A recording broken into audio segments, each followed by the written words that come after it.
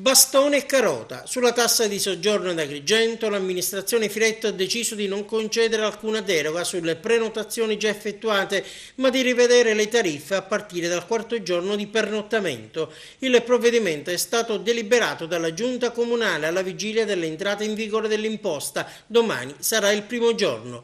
Nei giorni scorsi si erano susseguiti gli incontri con gli operatori del settore. L'esecutivo di Palazzo dei Giganti, si legge in una nota, ha ritenuto di introdurre questa novità al fine di non pregiudicare le forme di turismo stanziale e prendendo in considerazione anche le indicazioni in merito emerse durante i momenti di confronto avvenuti con i rappresentanti e i titolari delle strutture ricettive che operano nel territorio. Questo dunque alla luce delle modifiche apportate il nuovo tariffario.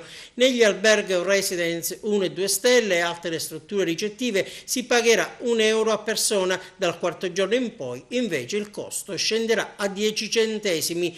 Nei B&B e negli alberghi e residence turistico alberghieri a 3 stelle si pagherà €2 a persona per i primi 3 giorni, 20 centesimi per i successivi pernottamenti.